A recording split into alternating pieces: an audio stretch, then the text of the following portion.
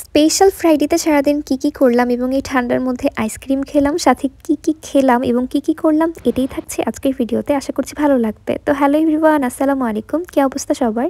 কেমন আছেন সবাই? আশা করছি সবাই অনেক বেশি ভালো আছেন। আলহামদুলিল্লাহ আমিও ভালো আছি। তো সকাল সকাল বের হয়ে গেলাম আইসক্রিম খাওয়ার জন্য, মানে অনেক আইসক্রিম খেতে ইচ্ছে করছিল।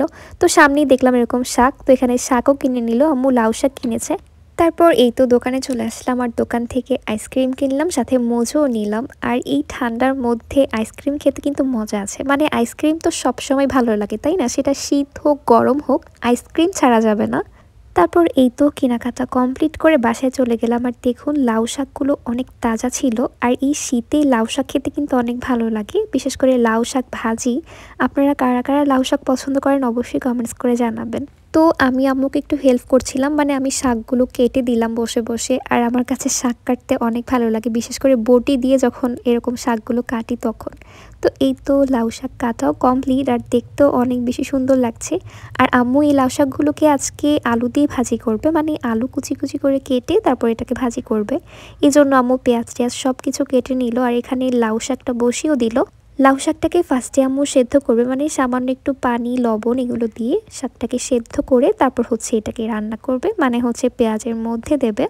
আর আজকে আম্মু সাথে রান্না করবে মুরগির কালা ভুনা। আর এটা এত বেশি মজা হয়, মানে এটার কালারটা এত বেশি সুন্দর হয়, খেতেও অনেক বেশি মজা হয়। আর এই মাংসটা খেলে আপনি বুঝবেন না যে এটা মুরগির মাংস নাকি গরুর মাংস, মানে এক কথায় অসাধারণ হয়।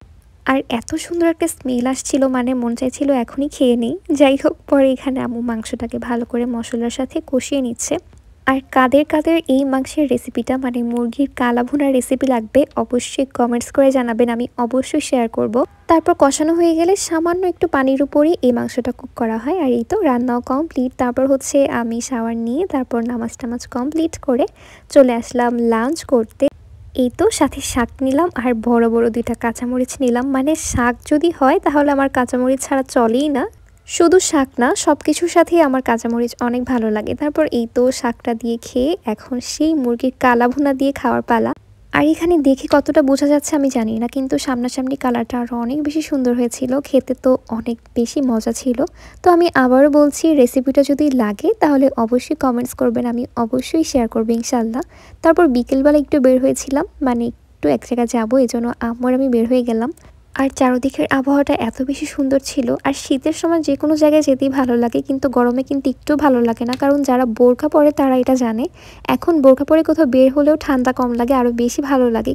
কিন্তু গরমে কোথাও বের হলে অনেক বেশি কষ্ট হয়, মানে যারা বোরখা আমরা পরি ঘামি একটা একাকার অবস্থা হয়ে যায়। তো এই তো আমি আর আম্মু রিক্সায় করে এখন দুজনে মিলে গল্প করতে করতে যাচ্ছি। তো এই তো আজকে ভিডিওটা আমার এই পর্যন্তই ছিল। কেমন লাগলো অবশ্যই কমেন্টস করে জানাবেন, ভালো লাগলে শেয়ার করে দেবেন। সবাই ভালো থাকবেন, আল্লাহ হাফিজ।